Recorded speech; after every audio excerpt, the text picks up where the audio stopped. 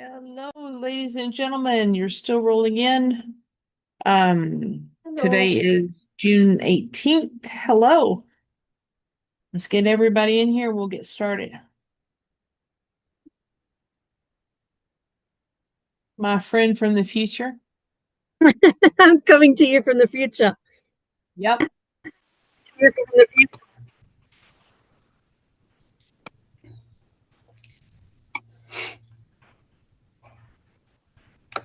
You're on the screen. We are doing chapter 7 and 8 tonight, correct? No, we are doing, isn't it the application for the Oh, CBAP we're exam? doing the application Yes. today. Yeah. Excellent. That's so much more fun anyway. Application. Awesome. Thank you for reminding me. So tonight, first thing I want to do, let me go back to this.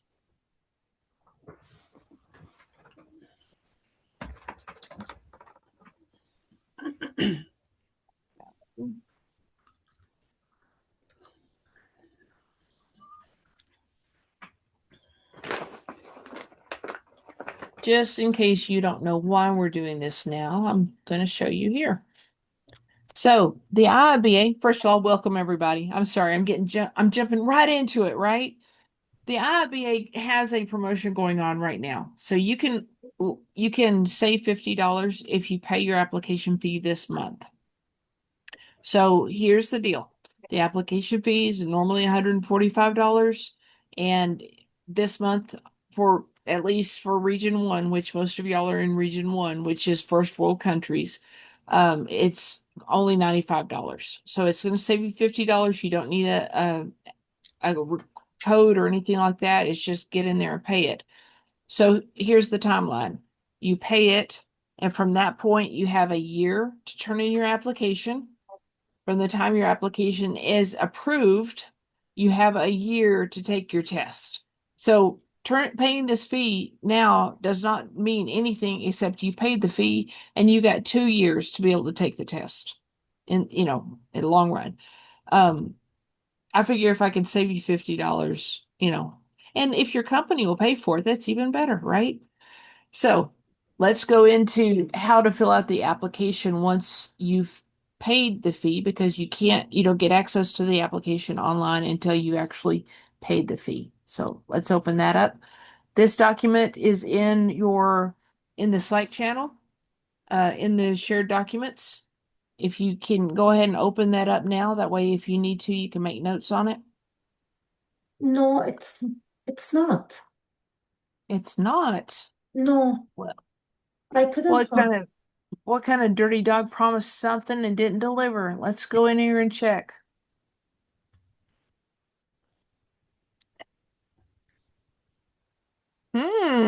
You're right, it isn't. Let me get it in here for you.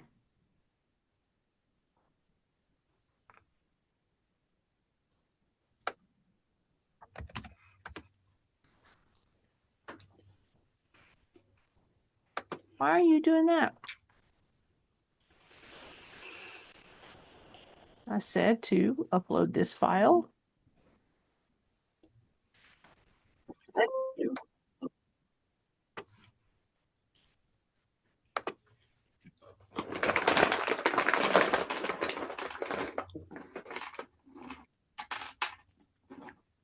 Here it is at the very bottom.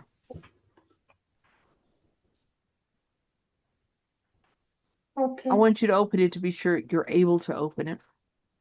I don't know why there are two, but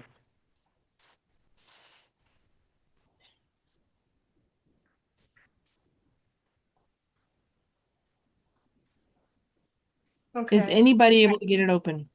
I'm So I trying. got CBAP requirements. I did open it. It worked. It should Yeah. open into Yeah. this. Yeah. That's what Okay. I got. Hmm. Okay, very good. Okay, so I'm going to give you all the tea that you need to be able to get your application filled out. Not that you have to do it now, but if you're ready for that, or if you could put a little bit of that information in here, let's get it done. Okay, so I've had this discussion with many of you already to what qualifies for the CBAP, and you wouldn't have started this course with me if we hadn't had this discussion, but I'm going to say it one more time because it's been a little while. To qualify to take the certification exam, they want you to prove that you have 75 hours of work history within the last 10 years. That's really about 4.5 years. So that means that if you were doing something that was only partially business analysis and partially project management or UX or something else, you can claim the part that is truly business analysis. If you're doing full on business analysis, it's going to be easier. Of that experience, you need to have 900 hours in 4 of the 6 knowledge areas. And this, I've got the calculations in here that will get that, will show you that you have that. It will do the math for you. Doing it on your own is a little bit painful. You also have to have 35 professional development hours within the last 4 years. What you're doing with me here qualifies. We're doing an hour and a half every single week that you attend. And I will be able to send you a thing that says this is how many hours you have so far whenever you're ready to turn in your application. Also, other things, and I'll go through those in a minute, but other things would qualify for this. If you've done a class on facilitation or elicitation or knowledge management, or I mean, there's so many things because we have to be psychologists, sociologists, facilitators, um, helpers. We have to do it all, and all those things help because if you can identify that this goes in this knowledge area, it qualifies. So we're good there. You also have to have 2 references, and I'll go into the specifics on who those references need to be, but typically you just need to have 2 people that have known you for 6 months or more and that will respond to the email. Okay? So let's jump into this. For professional development, the things that qualify outside of what we're doing here, because we already know this qualifies, it has to have a moderator or facilitator for the session who leads the group or individual through the material. So it sounds so far, oh, it's a Udemy course, right? It doesn't work. I'll show you why. You have to have measurable learning objectives directly applicable to the business analysis profession. Udemy sometimes qualifies for that too, right? But you have to have opportunities for the student to interact with the material and ask questions. Very few Udemy courses would do that. And opportunities for the students to practice the task or object being presented and being assessed by the facilitator or moderator. I just don't see that in a Udemy course. If you have an online course, if you have an in-person thing, a lot of those, sometimes things that you do at work, if you're taking a class on Clifton Strengths Finders or something like that, probably would qualify. I encourage you to put down every single thing you think would qualify, and then before you turn it in, we can go through it together. Okay? Okay, let's go on to the professional development tab. So this is where you put the study that you do. Right here, you've got a drop down that you identify what the record type is: classroom course, chapter event, chapter study group, conference, workshop, online course. As long as it qualifies for all those things I said a while ago, you just pick this one. Then activity title, it's going to be the name of the course that you took, the name of the lesson you took. So let's talk about grouping these things. You have attended, let's say, 30 meetings with me. You don't have to put it in 30 columns. You can bunch it all up together. You're taking one course, it's got 30 events. If you take something through, say, Laura Brandenburg or Angela Wick or somebody else, if you take several that are similar and you can bunch them together, you can do the same. If you want to break them out into specific columns, you can. It's up to you. But the IIBA is not going to go in and check, oh, you said that was a 2.5 hour class and it's really a 2 hour and 15-minute class. They are not going to care that much. Okay. I encourage you to be as honest as you possibly can, but don't stress yourself over this. Okay. The organization name, in my case, it's going to be, I'll tell you what, let me fill this out for you. CBAP test prep course. That's mine. I'll make it a little bit bigger. Organization name is going to be Tampa Bay IIBA. And then 2 sentences. And the reason why I say 2 sentences is because, yes, Michelle. Quick question. Yes, ma'am. Does taking the PMP class, does it qualify?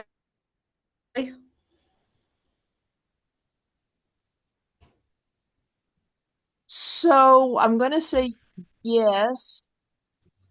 Yes, it does, but I'm having a little heartburn about it because here's the deal. It used to be if you did project management stuff, they would say that's not business analysis and they would take it off. Is there a way that you can name it that doesn't call it the PMP class?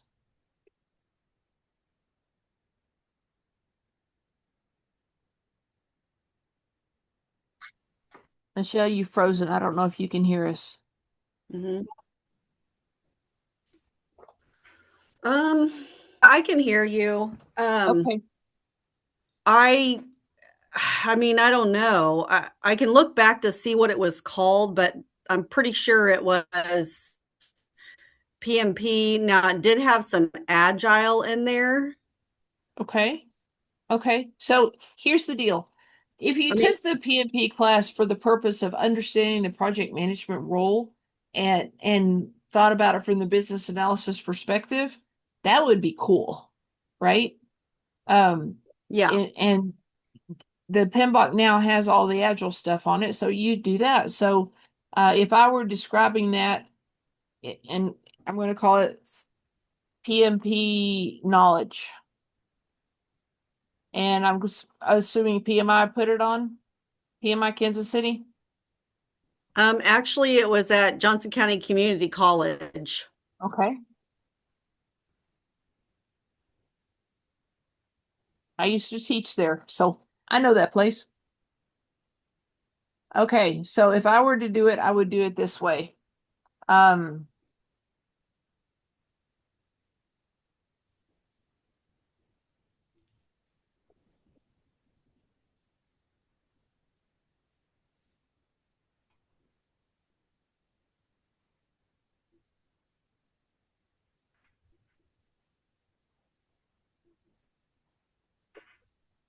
what do you think of that? Yeah, Bob, that I'd sounds really really like good. your opinion here. So you are understanding the PM role and the agile responsibilities within the project. Yeah. I mean, from a business analysis perspective, that's perfect. Of course, we need to know what, the UX people do and the PM people do and so for this class, for this one, I'm going to say CBAP test prep, covering the BABOK and focusing on the 6 knowledge areas, utilizing a test bank for practice tests. That's what I would put for this class if I were you. Okay. Organization's website is going to be the Tampa Bay. Here, let me grab it from another window.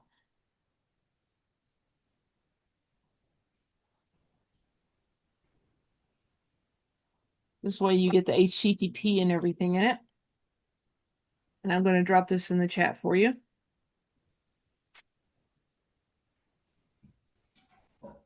There's that.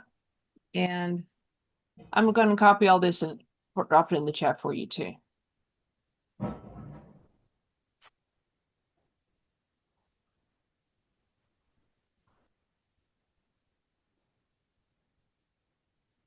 I'll put that in separately.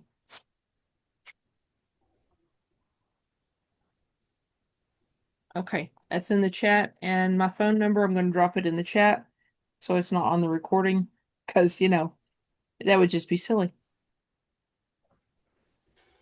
Okay, you got my phone number in the chat too. And then the knowledge areas.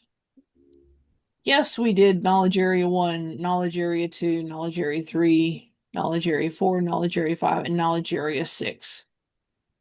And I've got this messed up, guys, and I can't figure out I don't know where this list is to go fix it, but this is the list that it's really wanting. So whenever you're doing what resources did you use to prepare, just go down here and use one of these things. Okay. And so this is literally copy paste from this into your application whenever you're filling out the application. And you'll notice this is giving you it says total hours of professional development. Let me see something. This is doing an at count, not a total.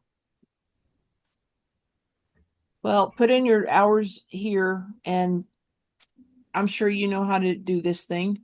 Go here to auto sum and hit plus so that it will add it up for you instead, right? So I would just split it up into like 20% for each one. So let's say we're going to spend 45 hours here plus 45 divided by 5. And that's what you get for each of the knowledge areas. Because by the time we get finished, you're going to be going through all of them. Okay? Okay, any questions about professional development, or are you concerned about something that you may have participated in and you're not sure it counts? Okay, let me talk about What audit. about Yeah. sorry, Thea, what Go ahead, about Michelle. if we attend virtual events through IIBA? Are you able to ask questions and demonstrate that you understand the knowledge? Yes. Then yes, you can do it. Okay. Those are the two things. If you can't ask the questions, and it's not instructor led, all of our stuff through IIBA is instructor led. Somebody's presenting, right? Yeah. And for the Tampa Bay chapter, we ask for learning objectives for every single meeting. So even if someone is just doing, a dog and pony show, last week, I don't remember how to pronounce her name. The young lady from Japan who created the AI thing to help monitor speech that determines if you have dementia or Alzheimer's. I mean, you monitor speech for a period of time. She was not telling us anything about business analysis. But what she Yeah. did was business analysis. She just showed it to us. I took this problem, I addressed these things, I used these stakeholders, I created this thing. It was really, really cool. And the key is you use it now because there's a rule I think it's in Alzheimer's, that your first dip, if you can catch it at the first dip and address it then, it's supposed to keep it from getting worse. But if you don't catch it then, it just continues to get worse. And for all the people that are living on their own, that's a problem. Mm-hmm. So, she didn't talk to us about, in requirements lifecycle management, but she told us what she did in how she determined her criteria and how she addressed it and how she tested it and how she's continuing to test it. So we didn't, and we were able to ask her questions, so I think it qualifies because of those things. So let me talk about audits real quick. Whenever you turn in your application, you hit submit. There's one of 4 things that's going to happen. One of them is going to say you got an invalid entry, and I'll tell you how to get around that. Number 2, it's going to send a response directly to you almost immediately that says your application has been accepted, which means they didn't send it to your references. They didn't do an audit or anything. They just said your application had been accepted. That happened to me. And I was really bummed because I had Bob Churchill on the pike ready to answer my reference question, and he didn't even have to. The third thing that could happen is they send something to your references, and your references, I suggest that they answer within 3 days. That means that they have to give you permission to use them. They have to be watching for the email. They have to understand what the email is going to ask them because they have to respond that you're telling the truth. And if they don't understand business analysis, they are going to be a little confused and they may be going, I guess I trust you and I'm just going to say yes. Otherwise, if they understand business analysis, they're going to go, oh, yeah, I see what you did there. And they're going to get it. So you need to have them primed. Yes, Bob. I had my two previous company presidents serve as my references. Now, they were small companies, but still they were good enough to do that. And both of them had laid me off. So They still liked you enough to do that. That's pretty cool. they didn't totally hate me. Totally. Just partial. Oh, not enough. Okay. I hated the work. The fourth thing, The strength.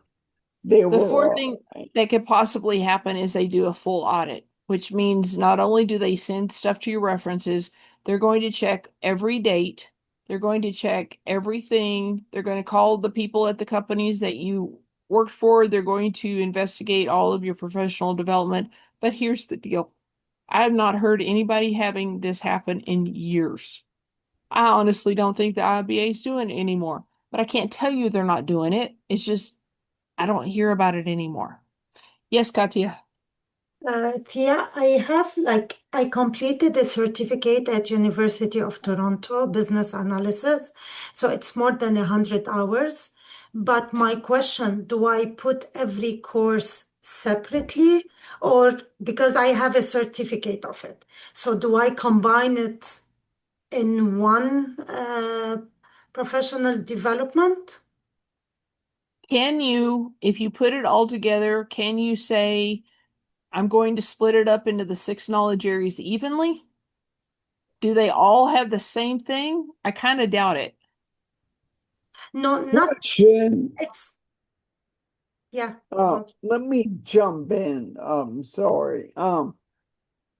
You have to break some of the quals up by the signal areas, but I thought that was the work experience. In the training hours, you don't have to do that. Like, I took one training course that just covered everything, and that was it. So it should be like not the training hours we're doing across the knowledge areas, but it's got to be the work hours. So 500 here, 1,000 there, whatever. So, Katya, what I would suggest you do, and this is a little bit cumbersome, but it's the most honest way I can think of to do it, is look at how many courses were nothing but planning and monitoring. How many courses were nothing but elicitation? It You wasn't didn't like have, that. No, it wasn't like that. It wasn't by knowledge area specifically. We covered the BABOK, but doing projects. All we did is doing projects and uh, so that's why I thought of combining it into one yeah. because I cannot separate it. I think that that's probably the wisest move then. Okay, okay, Got me, okay. put in your total number of hours and you get to include your study time. Okay, okay. It's not just classroom time, it's classroom and study time. Yeah, And then you just split this by 6 okay, into the 6 knowledge areas. okay. Perfect. Thank you. You're welcome. So you can group things, especially if it's by the same organization. If this structure down here is the same between them. Let's say I did a whole bunch of database courses And in database courses, we did a whole bunch of strategy analysis, requirements analysis, design and definition, and that's all. Those are the two things we did in the database courses. I could put all my database courses in there and split it up between those two. And then the other kinds of courses. But honestly, I would just put it all together. You obviously have more than enough hours. Okay, any other questions about professional development? Okay, let's go to work history. This one is more fun. First of all, if you need more columns than you have here, I highly suggest that you copy column E and just do an insert because it's got formulas in here. And that way you're not trying to copy the formulas. Okay, organization name. Organization website, the HTTP is very nice because it will just create a link there. Your description, 2 sentences, put it in BA language. If you're doing project management work and you want to get the BA credit out of that, put it in BA language. Instead of saying we hit milestones and I reported to executives, which is very PM, you say we identified goals and I kept the team on the same path while we achieved this thing. Bob, you shared a file. What are you sharing with us? That is the spreadsheet I submitted when I applied for my experience, and it was work experience across the projects. Each row was a project, and then it broke it up across each project, all the knowledge areas. Okay. Let's see if And what I'm the tenure test is obviously everything's out of bounds now because I did this 9 years ago. Okay. Let's see if what I have here is going to be sufficient, and if not, we'll open yours also. So put your sentences in BA language. I use things like performed analysis for a lab rewrite for Quest Diagnostics and created the UIs and documented the processes. It's like, here's our goal, and this is the major work that I did. That sounds very BA work, right? I was doing BA work, but I wanted to be sure it sounded like BA work. Your start date, I'm gonna give y'all a sample here. Let's say I started this job. I'm just gonna put in a date here. See this date? It's over 10 years ago. The IIBA cannot handle it. It will freak out. It will tell you you have an invalid date and it won't tell you why. It's like, but that's the date I started. It doesn't matter. If you started a job more than 10 years ago, go back to 10 years ago, find that date and put that in. So let's say I'm going to put 2016. And it can't be this date. It's got to be at least the 19th. So this is the earliest I can put experience beginning in. And look at this, it's doing calculations, but it's based on only the start date. That won't work. Let's say we're going to go to today's date, so 6/18/26. So it's telling me that between these two dates, this is how many days I have. It's doing a straight math thing. And I did it on purpose so you could see the transition in math. It's just subtracting this number from this number. And then it went through and it divided it by 7, multiplied by 5, so that it could take out the weekends. And then it took that number and multiplied by 8 hours a day, saying I did business analysis for 8 hours a day. I've had people come to me and they say, well, I really only did it for 6 hours a day because we had other meetings. So go up here and turn that into a 6, and it will do your calculation for you.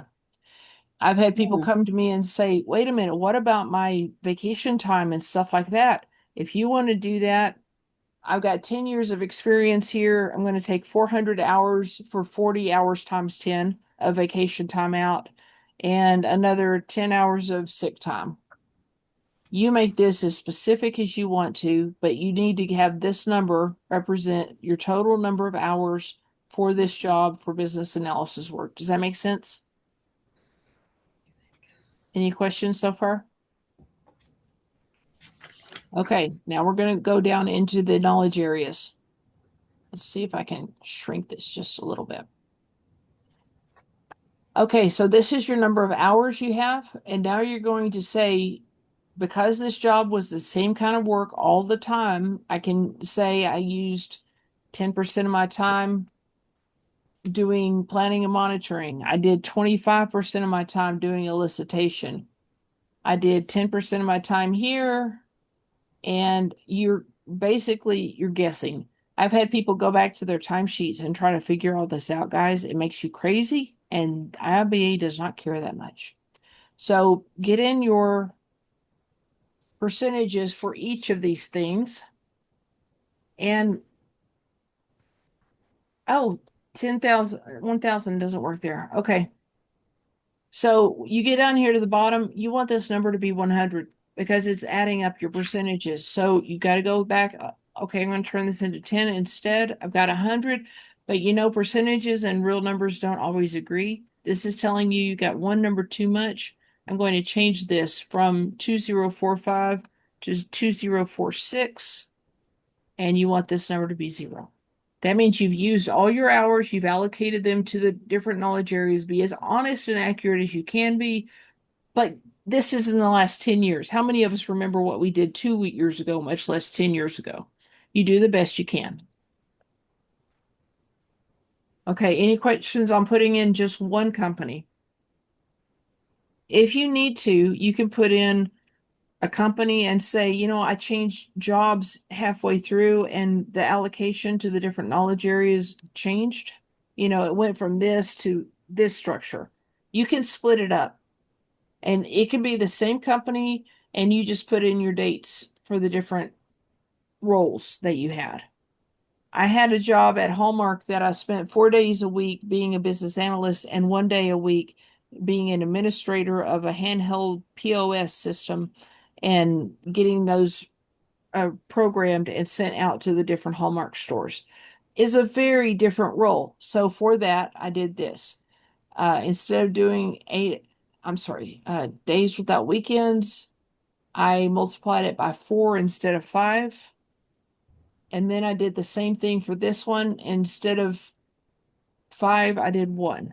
That way I've got 1 day here and 4 days here. Does that make sense? You're probably not going to ever have to do this. And so for this one, as an administrator for those systems, my allocation to these things was much less. And for this one, as a BA, my allocation was like this. Does this make sense? Yes, Katya. For the start and end date, what is the format of your date? There is no. It's month, day, year. It didn't take it. Okay. Thank you. Okay, so once you get all your jobs across, and you can add in volunteer work, not-for-profit work, projects that you headed up, like arranging vacation for 8 families. You know, y'all all are going on vacation together. I tell you, that's BA work. If you need to use that, you can.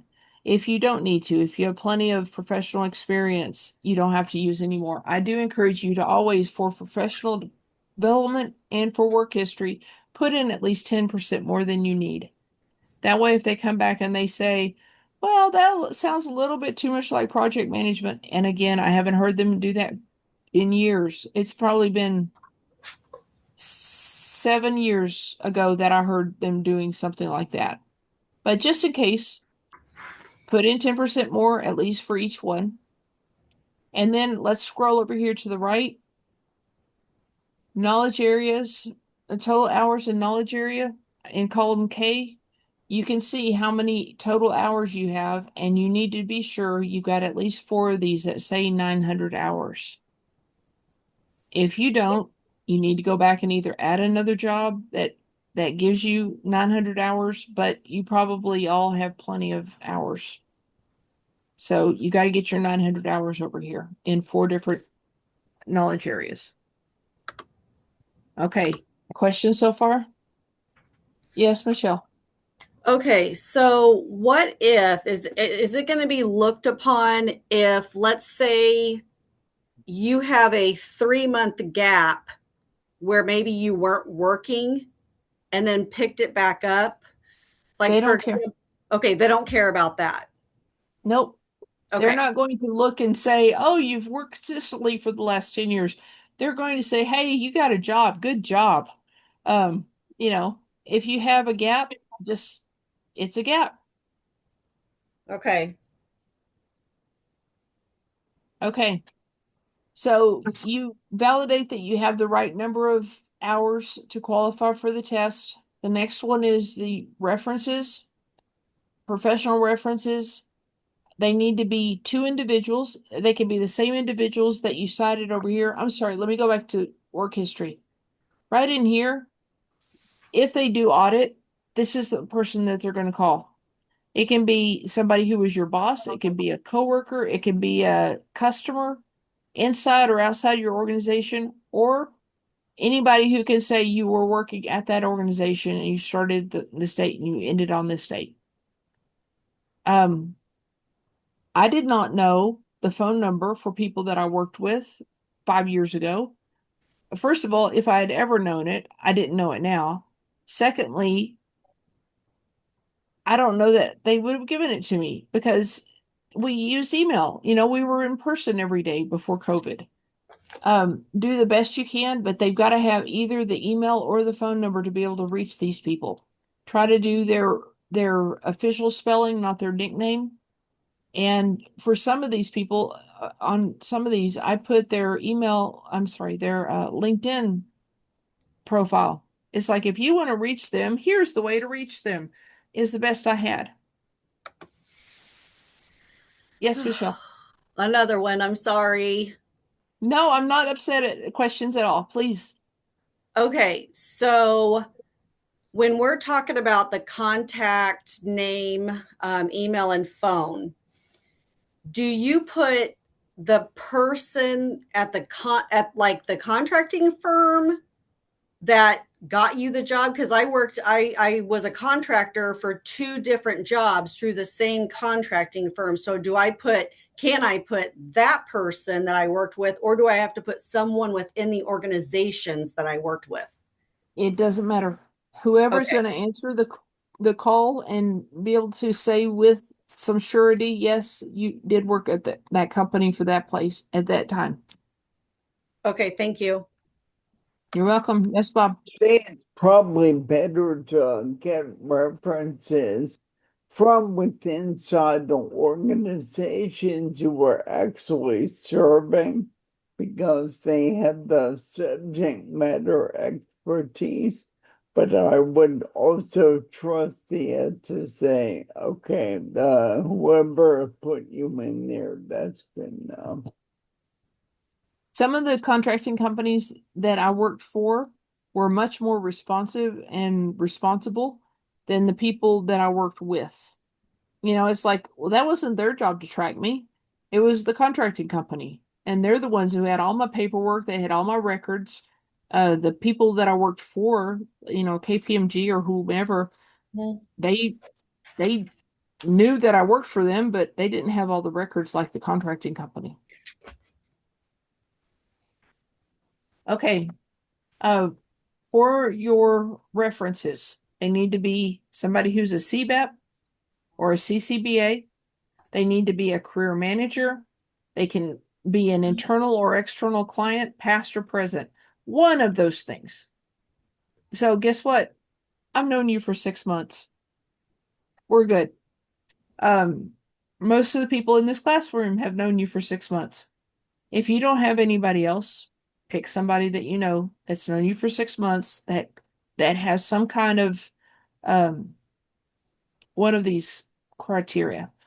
It does need to be a work email. It cannot be a Gmail or Hotmail. And so it doesn't have to be, let's say, My work email is at sinfin.com. It can be the company, or it can be a private thing like if you were to use me, you'd be using president at tampabay.iba.org. That's a work email. I guarantee I'll work. Contact phone, it's a really important thing to have. Okay. Any questions? Okay. So this is how you fill this out. Once again, you got to I have a pay the question. fee So first. Yes, Katya. can we put you as a reference and your name for the PDF? Yes. It's okay? You can put me as professional development reference and a Yeah. reference here. The work people, your work history, you can use them here and you can use them here. There's no Okay. problem in doing it twice. Yes, Amanda. You got to get off mute. There you go. No, I was doing something in the background and getting frustrated, going, why is it doing this? Don't worry. Ignore me. Okay. I'm good. Okay. You know what, Amanda? We're more alike than you think. We're good. Okay, so after you pay your fee and it goes through and they say now you can fill out your application. Again, you have a year to do it, but filling it out, I want to talk about that. You get this thing done. If you want to call me and we can have a meeting and I'll review your stuff, answer any last questions you have before you're ready to do that, that's cool. I meet with people almost every single day for stuff like this. Whenever you start your application, one reason I really like this method is because you literally copy paste from this into that and you don't have to like go find, I don't have a phone number, they want what? It's all right here.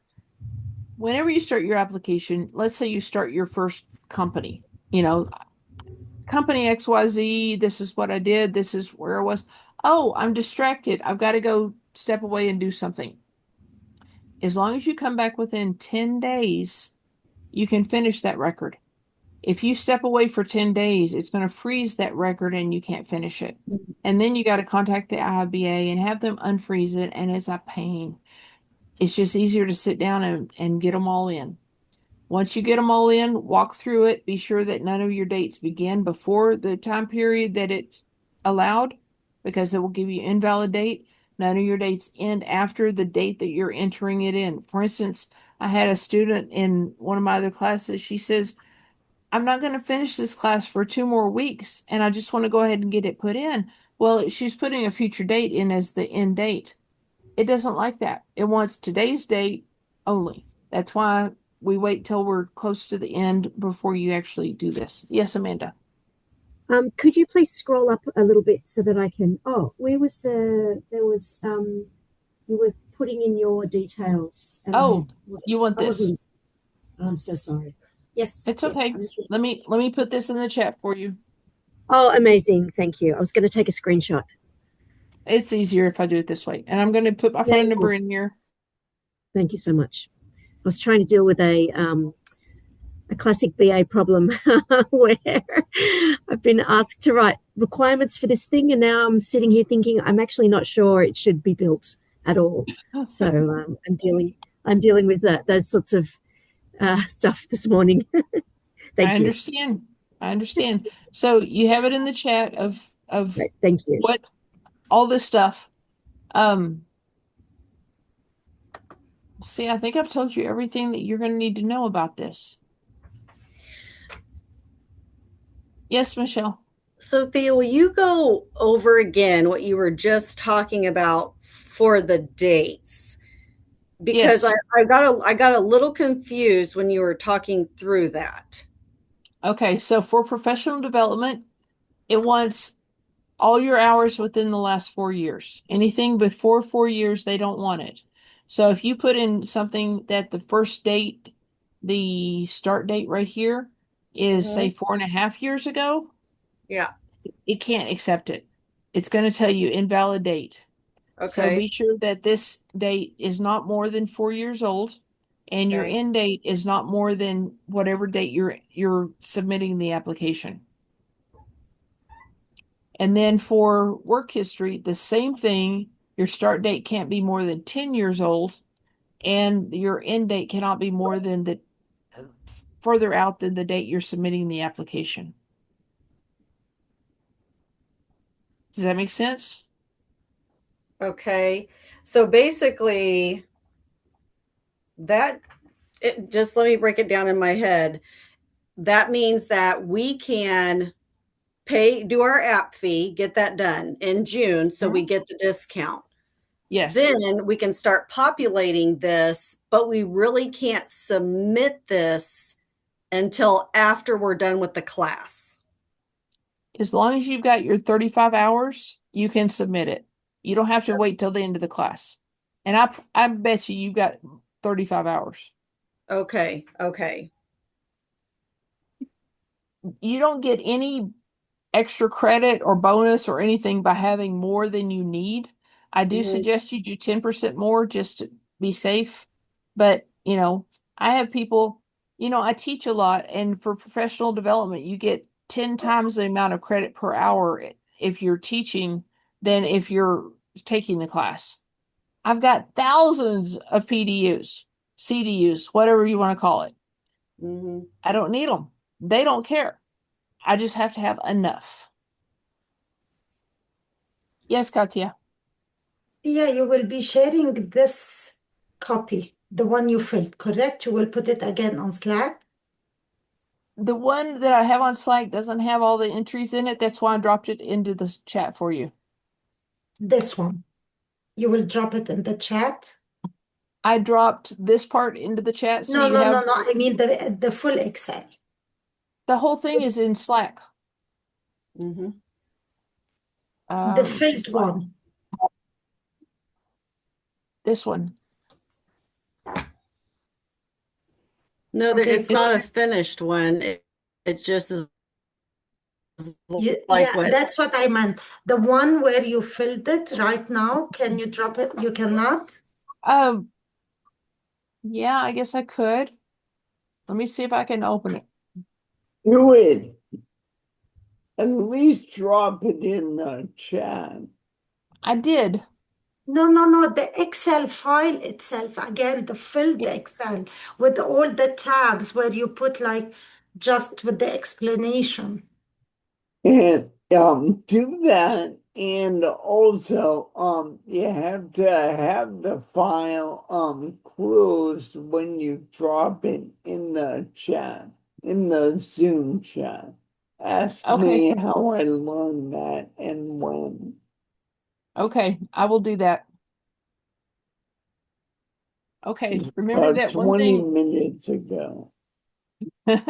So this part right here, remember, is the answer to these. And I'm sorry, I can't figure out how to update this drop down. It's on a hidden tab or something. I don't know where it's at. But this is what it's asking for this part down here. Okay. Okay, let's see. Work history. Let me erase all. Well, I need to erase this. And then You also have my copy. You can use as at least a partial template. And now, again, sorry to, when I'm filling also, because I downloaded the file and I'm filling the date, it's not taking the formula. It's giving me wrong value. That's why I'm asking you with the format of the date. And I wanted you to send us the filled Excel to put it in Slack. So we take the format of the dates. Well, you know how to assign a format to a cell in Excel, right? It's not taking it. Okay. I can fix it later. are you saying whenever you put in the start date, it's No, not giving you the right in format? working hours. In working hours, yeah.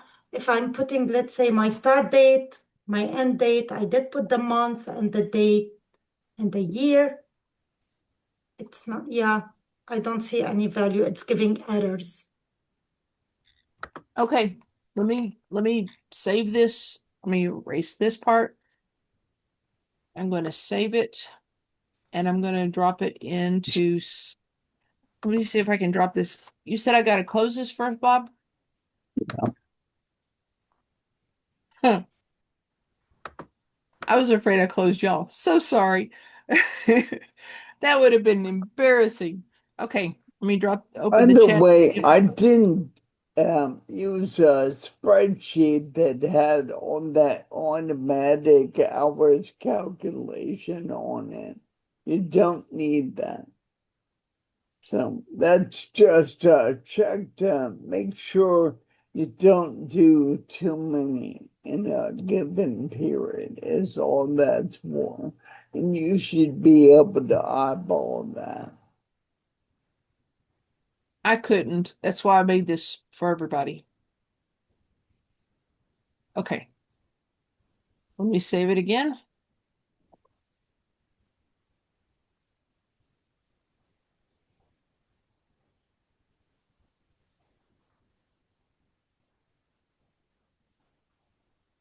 Okay. See if you can open it now, Katya.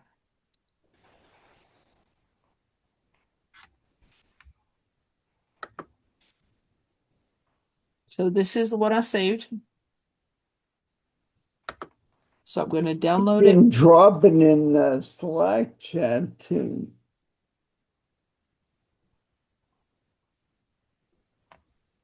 Good idea. I mean, sorry, not the Slack chat, the Zoom chat. English, do I you don't speak it? I don't see a place to attach a file in the Zoom chat. Oh, You here it is, just file. I you see it. just So sorry. drop it in there. Okay, I put it in the Zoom chat also. Bingo. Thank you.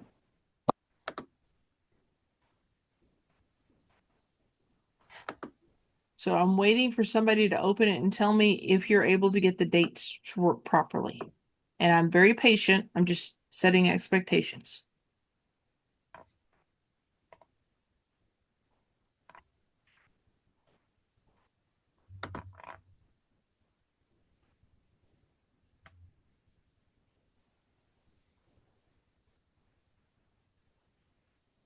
You're not able to get the dates to work, Katya? Anyone trying to put the date, start date and end date beside me on the Excel? Katya, why don't you let me make you a co-host and you can share your screen.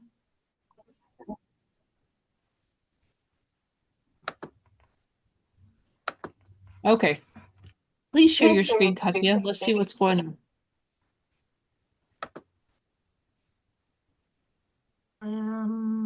This one.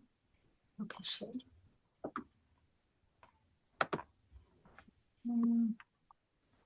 Which one? I'm sharing this one, correct? That's it. Isn't that, can you see the Excel? I can. Okay, so I did go format cell. I'm making sure it's a date. I'm playing with the formats. Let's Okay, see. I'm more interested in the first value that it's that first formula down below. Go to B15. Let me see that formula. Plus B9. Here, plus B9 minus B8. Isn't that's the formula you had on your Excel? You I only do have not see to anything. use the plus in there. I removed the plus. You don't need it.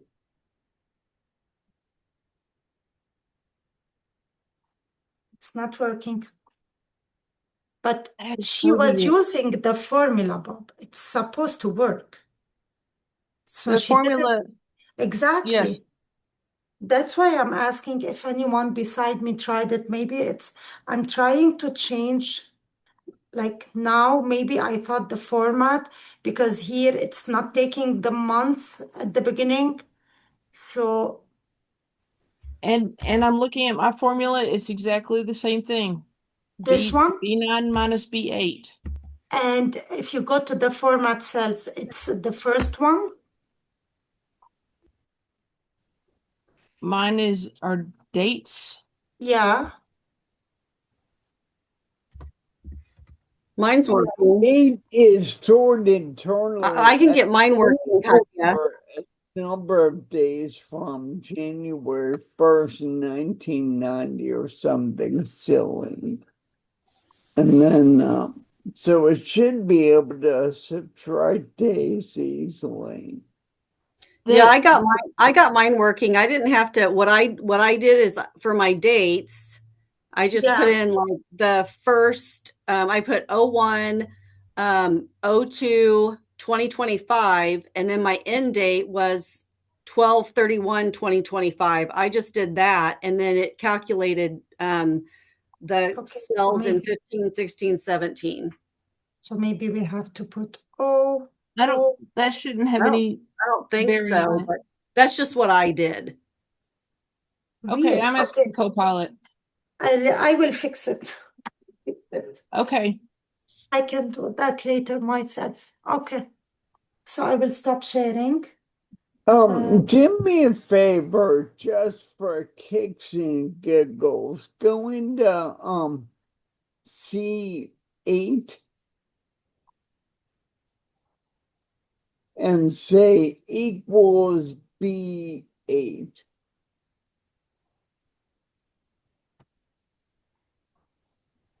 An enter. All right, and then do the same thing, equals B9. All right, and change the format of those to just a number. Number? Yep. No, with no decimals, or you can I tried put text, decimals. I tried general. Let's try number. But it shouldn't. No, That shouldn't do anything. no. I Well, think no, it should display it as the number of days. Yeah, it shouldn't be looking like a date anymore.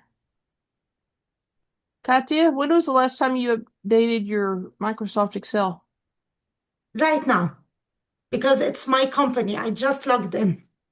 Oh, well, um, Okay, it's okay. Let me sort it out, and if anyone, okay, maybe I can also put it in the Slack if anyone needs it.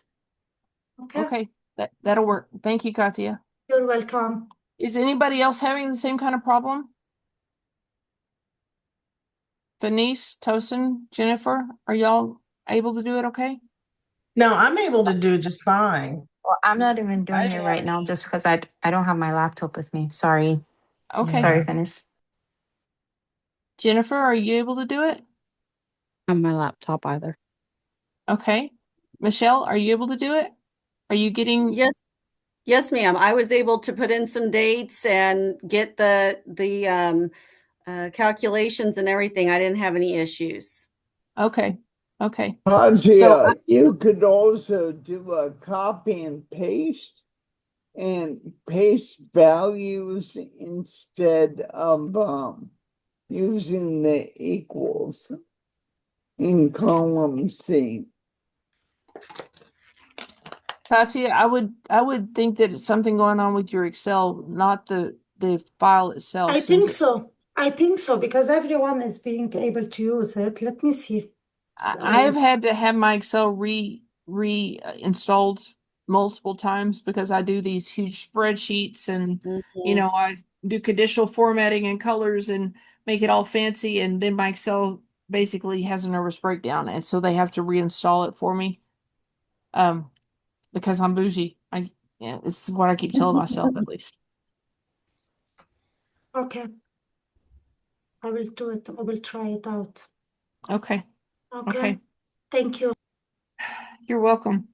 Okay, folks, we've got 30 minutes. Instead of jumping into questions, why don't we talk about any questions that y'all have about the application process, the test itself, what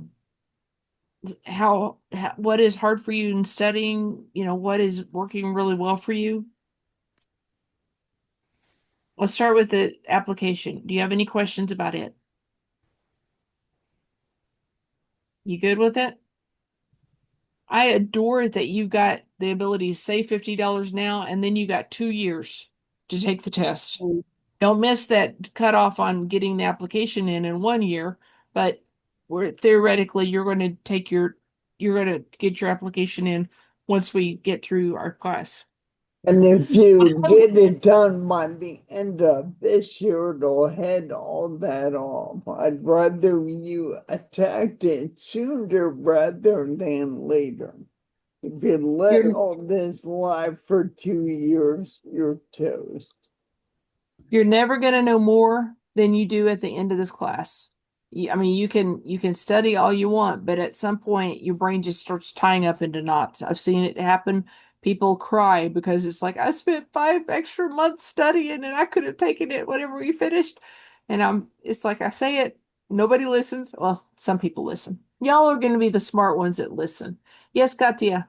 Uh, how many trials do we have in let's say when we have the application, we pay for the test, is it a one time or we have like two times, three times? How is it? Okay, so let's talk about that. Once you pay for your application, you turn in your application, you get your application accepted, then you schedule your test and you can reschedule your test. Let's say you schedule it for, I don't know, November 15th, and you come up to November 15th and go, you know what? I'd really like to study through the Thanksgiving holidays. I'm going to reschedule it to December 1st. You can do that. There's no penalty. You don't have to pay extra to reschedule your test. You have to show up for your test. You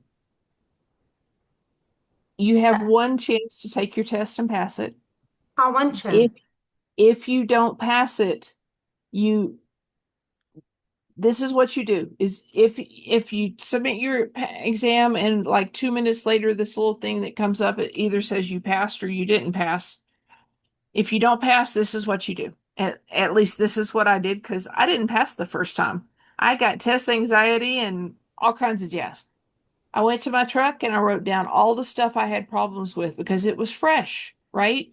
I didn't want to have to try to keep it in my head. I wanted to just write it down. I had problems with this formula. I couldn't remember what this term meant. I just dumped it all on a piece of paper. I cried all the way home because, I bawled, boohoo bawled. I got home. I had called my husband, so he knew what was going on. I got home, probably still crying. I don't remember. I came in and I rescheduled my test for a week out because that way, I mean, I'm not going to let any of the knowledge I already have in my head leave. I'm not going to spend time hiding under a rock. Um, so I studied for that week and I went and took it and I passed higher in 4 of the 6 categories, which is their way of rating you. It's higher, meets expectations or something like that, and then lower.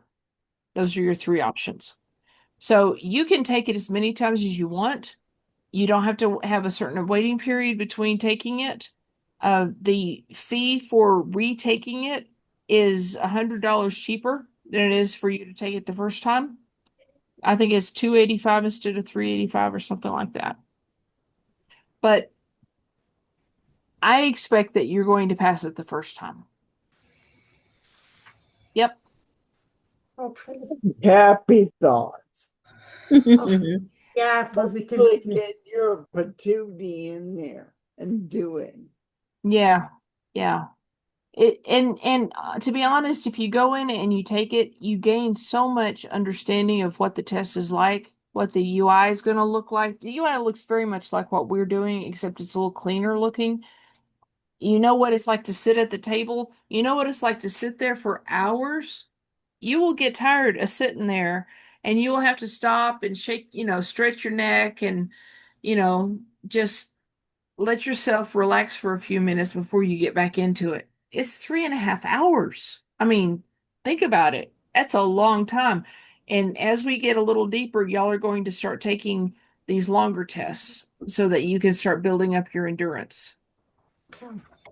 Yeah, because I thought if it's like we have trials, I thought like once I apply to go to put my mind to see how it goes, like how the test is, and then I can come and study for the real test.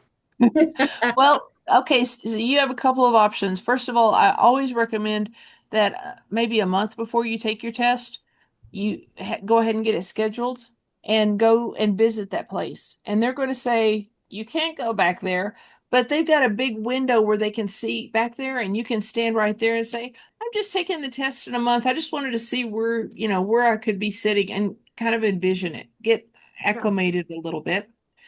Um, you can get the Watermark test bank, the same one that we use together, and you can get it at a 40% discount using that code that I give you during the Tampa Bay meeting every single week. Are y'all familiar with that? I don't think very many of y'all actually attend the Tampa Bay meeting. You just come to this one.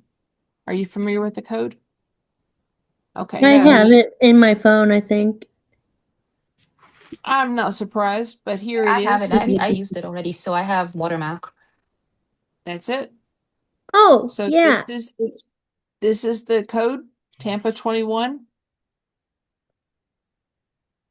And I'm going to drop into the chat this URL because if you type in this company, you get a totally different UI and it's miserable.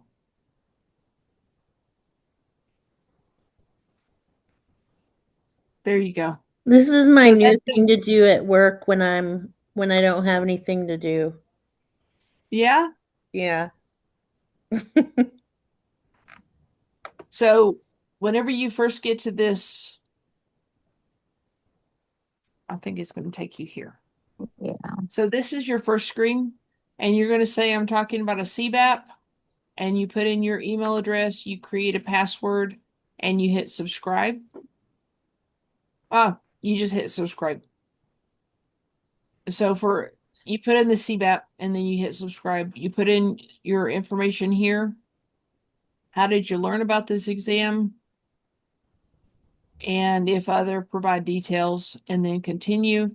And it's going to take you to the opportunity to pay. So if you do say 30 days for $99, it'll be 40% off there, which pretty much cuts it in half, and it's unlimited. Let me get back to the last screen. Whenever you are taking the tests, you have exam history, and you can go back and say, how am I doing on this particular knowledge area? And this is all of I've been doing this since 2021. Almost 7,000 questions now. It'll tell me how I'm doing. Breaks it down into warm-ups, drills, simulations. The simulations are the option here where you can do a CBAP exam simulation. It will not give you answers after each one. This is 120 questions, the same way you're going to get it on the test. So if you begin a new exam, and this one is the one that you will get.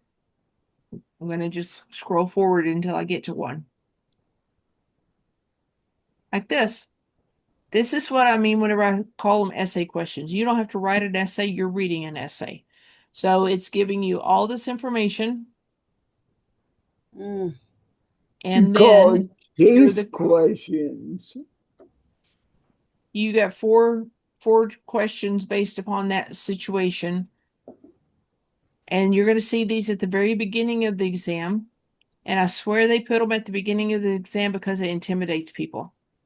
So I tell you, every single person, whenever you are taking your test, whenever you first open it up and you see this, jump to test question 25, because for some reason they're all in the first 25.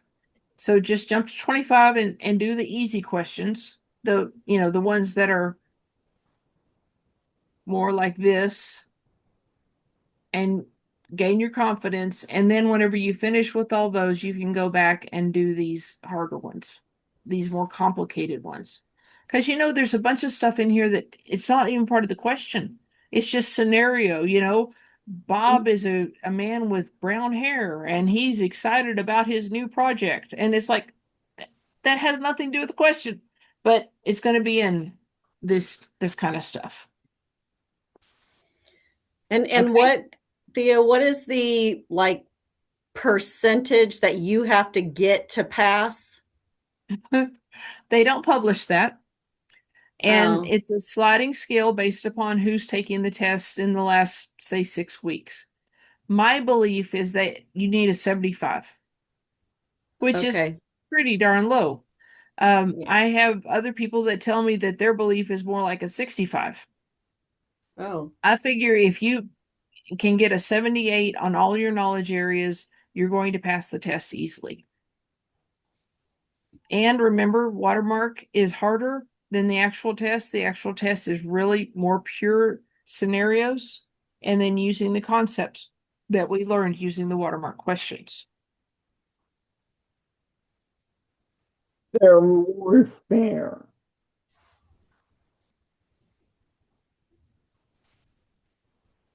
So let's go back into Slack for a second. If you look in the file repository, these techniques by group, I highly encourage you not to skip them, especially number 6, which is your process mapping, and number 8, which is your math problems.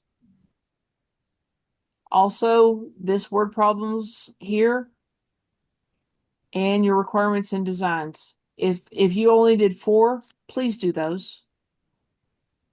I'm also going to tell you this. I'm convinced, and I'm embarrassed to say this, but I'm convinced that there are some math problems in the CBAP exam that the answer is not on the screen. Which means no matter how I mathed, which direction I went at that problem, I couldn't get an answer that was on the screen. So I chose my best answer and went on.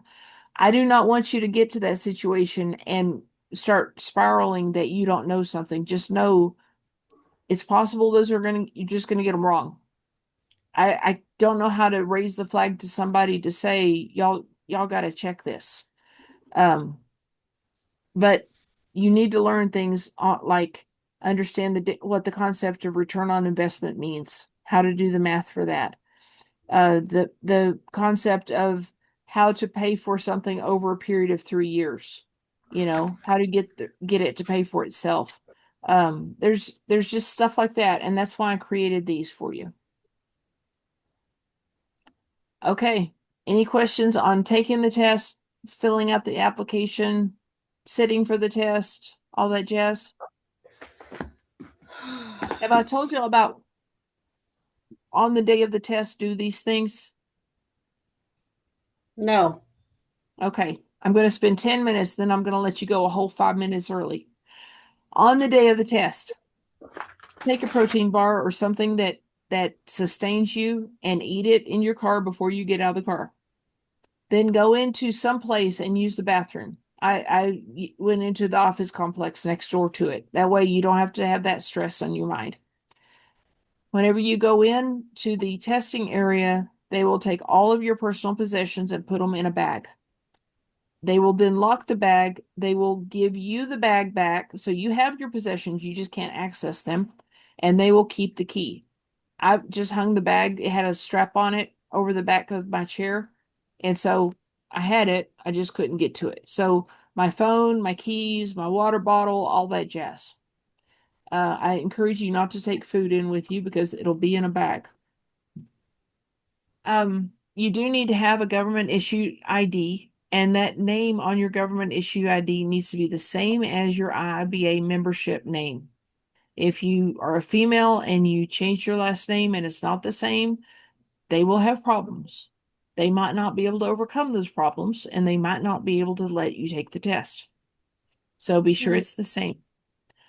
Their job at the proctoring center is to be sure you don't cheat.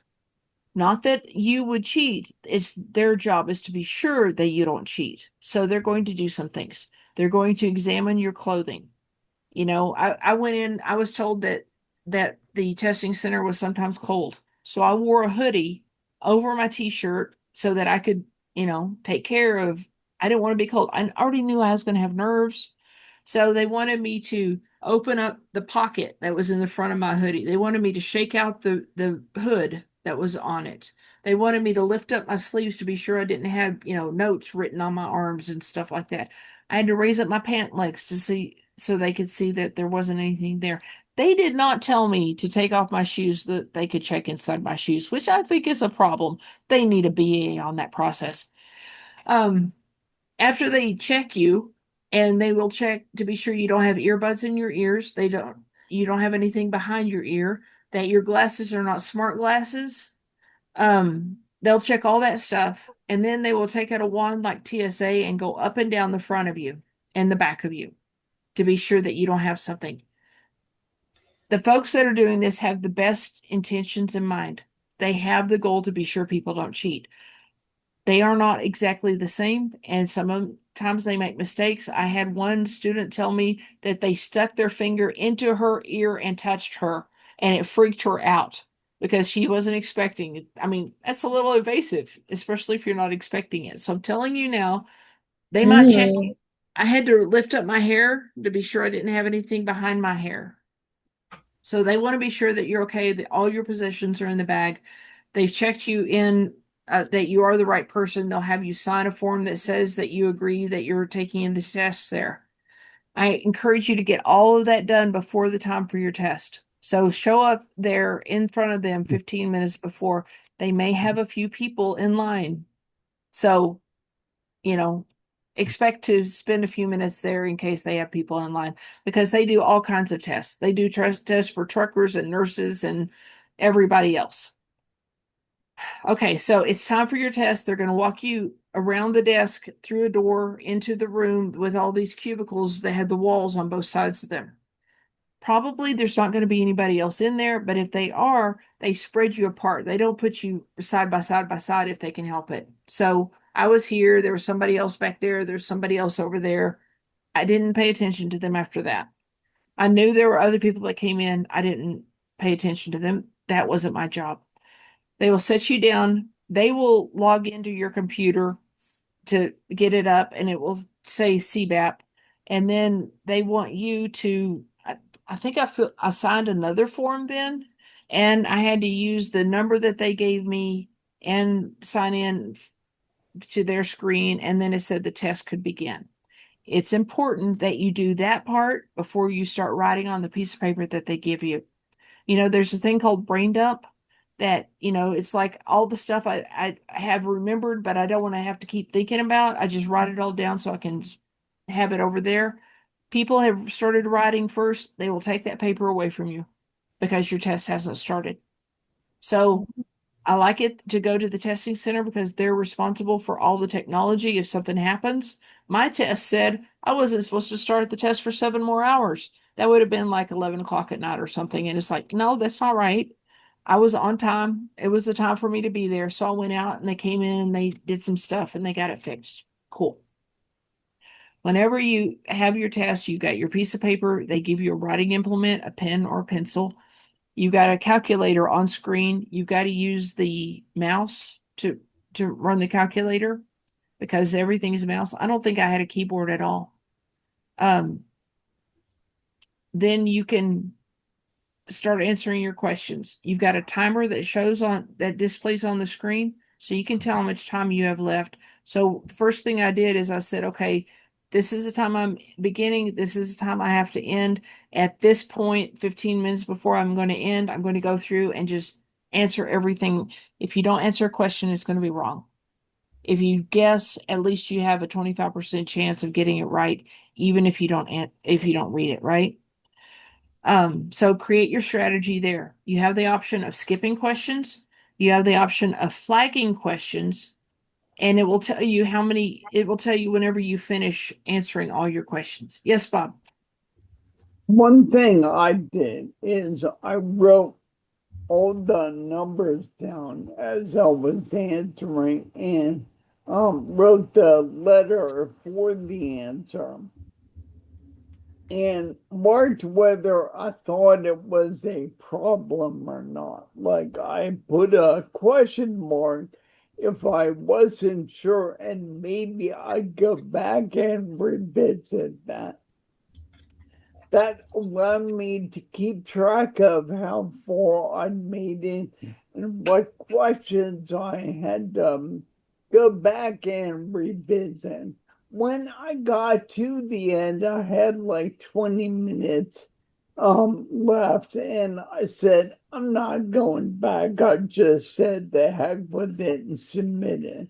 And off I went. I did fine. But I always did that when I was taking practice tests too. So you have two options as you're going through. As I said, you can skip a question and it will show that it's not answered. You got all the question numbers at the bottom. Or you can flag a question and we'll show a little flag over it. You decide what you want those two things to mean. If I didn't answer a question, it meant that I wasn't ready to answer it. If I flagged a question, it meant that I'd answered it, but I thought maybe I want to go back and check it later. What I discovered is going back and checking it later, you typically, it's not, you don't get any good out of that. So you have to figure out your own strategy. What questions do y'all have? So what happens, Thea, if you're like, let's say you're taking your test, but you got to go to the bathroom? Oh, I'm so glad you asked that. You can go to the bathroom anytime you want to. Your time does not stop. Mm. So what you do is he will tell you or she will tell you whenever you go in. If you need to go to the bathroom, just get up and go to the bathroom and, spend whatever time you need there and then come back out to them and they will check you again. And if you need to get something out of your bag, like I had a water bottle in my bag and I wanted a drink, let me take it out and put it back in. And then he checked me. And then I went back in and continued on my test. Okay. So you can take bathroom breaks every hour if you want to. I think I only needed one to do it one time. But that's one reason I want you to use the bathroom before you walk in, so it eliminates that a little bit. Don't drink lots of water before you go in, but drink enough. And the protein bar is there to just get you through it. I had another protein bar in my truck for afterwards. Yes, Bob. I drank a giant triple venti mocha on the way in and didn't have to use the restroom while I was in. But your letter may be different than mine was 10 years ago.